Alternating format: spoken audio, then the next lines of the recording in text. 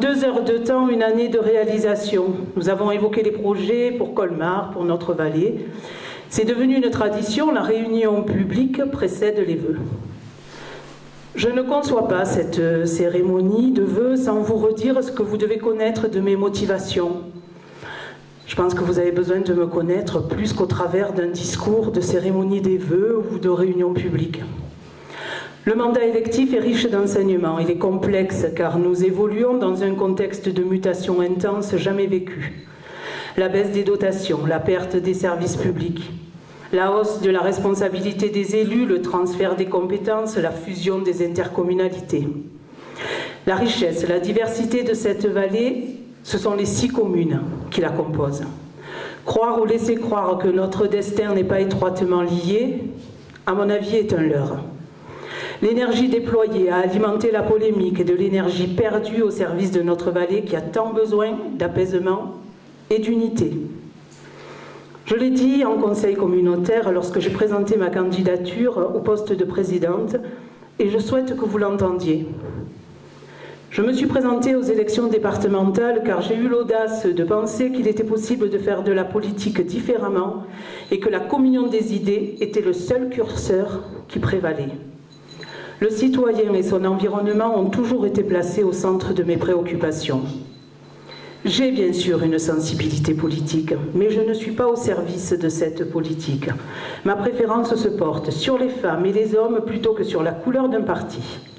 Je ne suis pas encartée. Ma préoccupation première et la seule carte que je véhicule, c'est l'avenir de la Haute-Vallée du Verdon, de notre économie de montagne et de nos stations. Dans ma volonté d'agir, au sein de la communauté de communes, il n'y a pas de laisser pour compte. De Val d'Alos-la-Fou à la Bâtie, aucune commune n'est oubliée. Le Val d'Alos, constitué de ses stations, ses habitants, ses socioprofessionnels, de ses différents acteurs, reste la locomotive de la Haute-Vallée du Verdon, image que nous devons sans cesse conforter, diversifier, optimiser. J'ai toujours considéré que nous, communes du bas de vallée, devions enrichir cette offre de nos atouts. Vouloir accompagner la communauté de communes, c'est dans les 4 ans qu'il nous reste. Déterminer les priorités de notre territoire dans l'amélioration du cadre de vie de nos habitants, de nos enfants, dans le maintien des services publics, véritable fléau et première marche de la désertification de nos villages et in fine de nos écoles. C'est préparer la fusion de notre communauté de communes. C'est dans cette perspective d'avenir que l'on trouve de l'intérêt à ce que nous faisons aujourd'hui ensemble. C'est aussi ne pas sous-estimer l'enjeu de l'élargissement du projet touristique de la station au territoire destination, qui est une obligation aujourd'hui à l'heure des évolutions structurelles que connaît le tourisme et qui passera nécessairement par un regroupement pour mettre en œuvre collégialement la stratégie de développement équilibré de nos stations et de notre vallée. Ça aussi, on en a parlé pendant notre réunion publique avant ces vœux. La création d'un office de tourisme de pôle à l'échelle de la Haute-Vallée du Verdon, c'est affirmer notre positionnement, revendiquer la reconnaissance d'un savoir-faire afin que nous retrouvions ensemble le chemin de la conquête touristique. Nos sites nordiques, notre patrimoine naturel, culturel, immatériel, nos labels, nos filières, VTT, randonnées pédestres pour ne citer qu'elles, sont autant d'axes à développer pour gagner des parts de marché au milieu de la jungle touristique.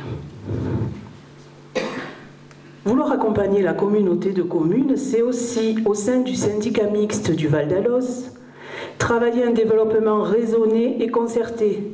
La neige de culture est aujourd'hui un pan indispensable de l'économie, une assurance vie face aux périodes de manque de neige. J'ai déjà eu l'occasion de le dire lors de l'inauguration du local des services techniques au CENUS. L'offre de ski doit s'améliorer constamment, certes, se diversifier aussi. Le client ne souhaite pas moins skier, mais mieux skier. Nous devons donc penser à la modernisation de nos équipements. L'espace lumière doit muter d'une montagne à pratiquer à une montagne à vivre. Autant de visions que nous ne souhaitons pas imposer, mais nous pensons, nous, élus de la communauté de communes, que le tourisme représente un élément constitutif fondamental de notre économie de montagne.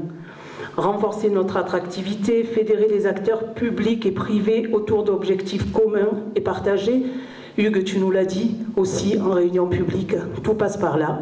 Voilà quelle est notre volonté.